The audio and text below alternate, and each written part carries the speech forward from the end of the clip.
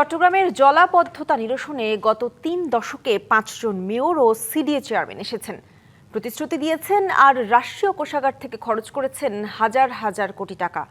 কিন্তু সামান্য বৃষ্টিতেই পানিতে তলিয়ে যায় নগরী, অরক্ষিত নালায় পড়ে প্রাণ যায় সাধারণ মানুষের।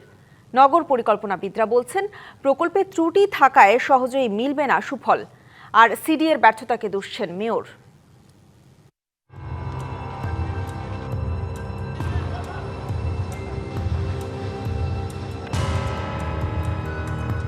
চট্টগ্রাম ও জলাবদ্ধতা এ যেন এক অবিচ্ছেদ্য বন্ধন। গত ৩০ বছরে চট্টগ্রামের মসনদে বসেছেন ৫ জন মেয়র। মহিউদ্দিন চৌধুরী থেকে শুরু করে মঞ্জুর আলম, আজম ও নাসির থেকে রেজাউল করিম, সবাই দিয়েছেন আশ্বাস। সাথে ছিলেন সিডিএ চেয়ারম্যানরাও। কিন্তু ৩ দশক পেরিয়েও জলজট কাটেনি, বরং বেড়েছে জনভোগান্তি।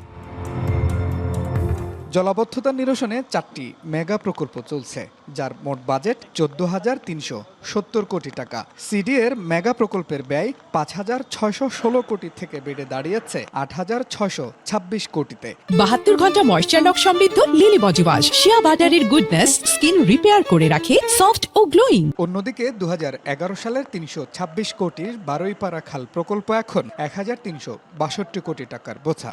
গত বছর যেটা হয়েছিল তার থেকে এই বছর আরো খারাপ মানে মারাত্মক। এর থেকে আর ভালো মানে বেশি খারাপ হতে পারে না। সংস্কার করার জন্য যে বাঁধ দেওয়া হয়েছে, বাঁধগুলি তোলা হয় নাই, যার কারণে পানি ওভারলোড হয়ে গেছে, যায় নাই। গভীরভাবে মনে হয় আমাদের মনে চিন্তা করতে হবে, কেন পানি উঠতেছে, কি কারণে উঠতেছে, মানে কাজ হচ্ছে তারপরে কেন পানি উঠতেছে। ব্যয় বৃদ্ধির ঘোড়দৌড়ে মেগা প্রকল্পের খরচ বেড়েছে ৩,০০০ কোটি টাকার বেশি। অভিযোগ আছে জমি অধিগ্রহণ আর বারবার নকশা পরিবর্তনের কারণেই খরচ হয়েছে সিংহভাগ অর্থ। এমন উন্নয়নযজ্ঞের আড়ালে লুকিয়ে আছে স্বজন হারানোদের দীর্ঘশ্বাস। গত ৪ বছরে উন্মুক্ত নালা আর খালে পড়ে প্রাণ হারিয়েছেন অন্তত ১৫ জন। এদিকে সিডিএর ২টি প্রকল্পের কাজ নিয়ে অসন্তুষ্ট মেয়র। তার দাবি, সিটি কর্পোরেশনের কাজ দেওয়া হয়েছে সিডিএকে। এখনো আমাদেরকে যে গালি দিচ্ছে, এগুলো তো আমাদের প্রজেক্ট না, টাকাটা তো সব তাদেরকে অ্যালোকেটেড করা হয়েছে।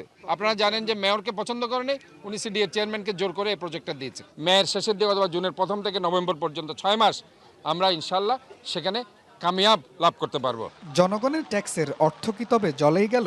এমন প্রশ্নে নগর পরিকল্পনাবিদরা বলছেন, জলাবদ্ধতা নিরসনের প্রকল্পগুলো শুরু থেকেই ত্রুটিপূর্ণ। একটি 2 বছরের প্রকল্প অর্ধযুগেরও বেশি পার হওয়ার পর শেষ হয়নি। এটা কি ধরনের প্রজেক্ট প্ল্যানিং?